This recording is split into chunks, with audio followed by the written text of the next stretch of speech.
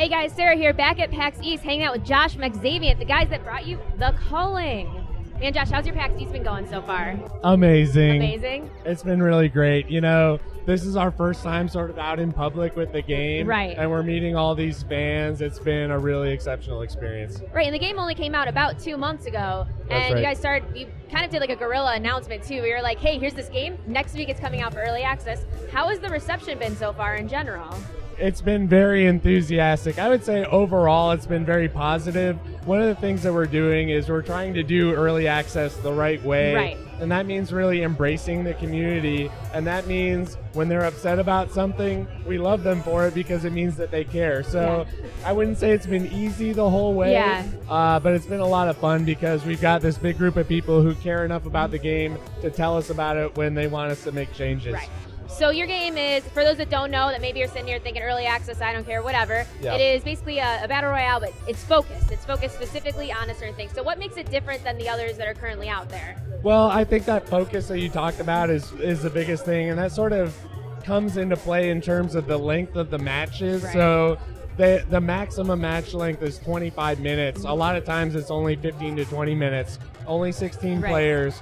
And, you know, we built the entire experience from the ground up to be a battle royale game. Right. So we didn't build a giant open world survival game and then add a mode. Yeah. We built everything, every feature in the game is built around that idea of battle royale. So I think that sets us apart. Right, and that allows you, like you said, to focus on specifically producing content in a somewhat quick manner to kind of answer people's concerns, give them things that they're requesting, and just producing patches on a, would you say, weekly basis, maybe bi-weekly Every basis? 2 weeks, yeah. Every 2 weeks. And so a big one's set to come out this Wednesday. Yeah, so we patch the game every 2 weeks at least. Yeah.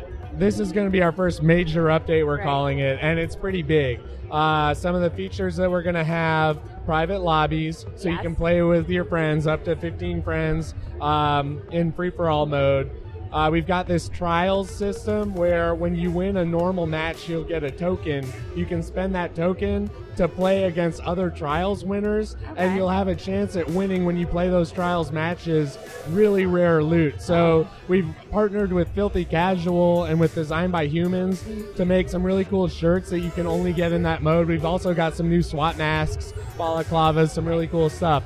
Also SteamOS support, also female character model with lots of customization options. Also new weapons. We've got a trident, we've got a craftable bludgeon, new perks, new airdrops, bug fixes, major performance optimization. Yeah, it's a lot. It's all coming on Wednesday of next week, the 27th. Awesome. So you said your fans inspire you a lot with your setup, but obviously early access, you have a lot of big ideas coming in. Yeah. So how is it balancing both what you guys picture as a company and what the fans keep asking for?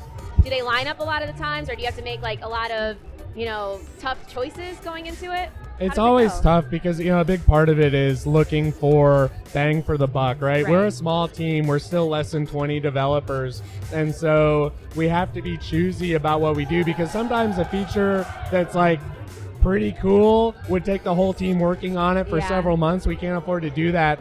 So we have a Trello board that's public facing with our roadmap, and we let players suggest ideas for new features or changes. We put them on that board and then let people vote. So that gives us a good sense of what they want. And then we look at, hey, what can we afford to do? But I mean, almost always, if the community says we absolutely want this thing and they all vote for it, that's going to be high on our list of things to do. Because the community has been very responsive. Like, for example, today at PAX, you guys are doing live streams all weekend, essentially, of just people coming in and playing. So how has the streaming community specifically really kind of influenced the game, influenced you guys? Like, do you see a lot of activity on streams with this game?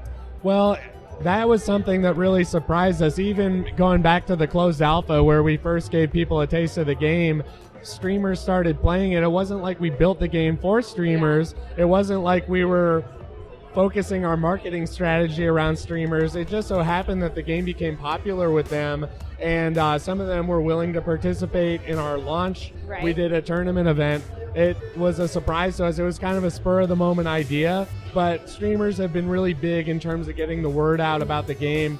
we're a small developer. We don't have a big marketing budget. So having people like that playing the game regularly and putting us up high on the Twitch rankings has been huge. And I noticed too, you guys did a really good job of your marketing too, like with the stream, like you said, a big tournament, and then also launching a few days early. I remember that too with the reaction.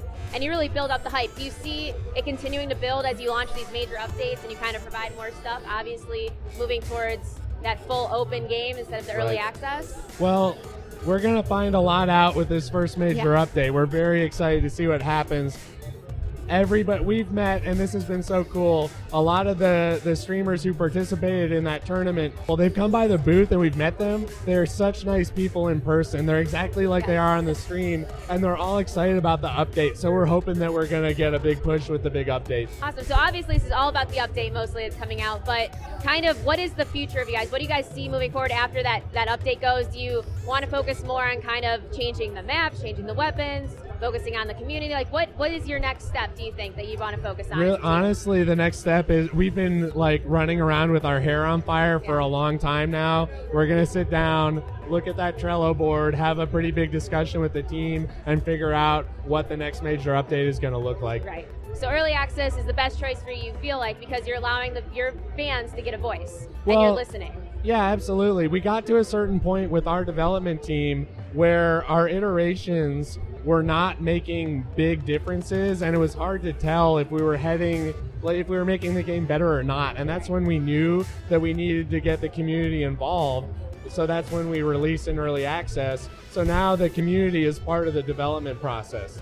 Right, so that's really cool to see, and the best way to like stay in touch, obviously outside of social media, is to check out that Trello board, which we'll definitely link. If you Google the Culling Trello board, you'll find it for sure. I think I Googled it too. I will admit, I am a controller snob. I love controllers, and so I was sitting there like, oh, when are they gonna have a controller? It's up there. It's not high on that list because I'm the only person that likes controllers. Little known fact, you can play with a controller right now, just not in the menus. Yeah. So if you want to play in the game, there's full support. And with the Steam OS support, if you have a Steam controller, you can play 100% with the Steam controller. I heard I'd get wrecked though. I feel like a lot of people said I'd probably get taken out for that. We don't know, but anecdotally, I've met some people who say they go around doing a lot of wrecking and they play on a controller, so it's possible. All right, awesome. So you guys can expect that new patch to drop this Wednesday. That's right. Because we're going to get this out before that. April 27th, yeah. So awesome. And then if you guys want to check out more of the Culling, where can they find you? What's the best way to keep in touch with you guys? I would say at the Culling Game is like our primary social media channel. You can also go to theculling.com and you can find links to all of our stuff there. All right, awesome. Thank you so much, guys, and thanks for talking to us, and I look forward to the patch.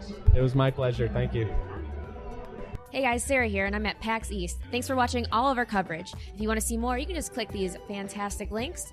And always, you can like, comment, and subscribe to keep watching us and all of our shows.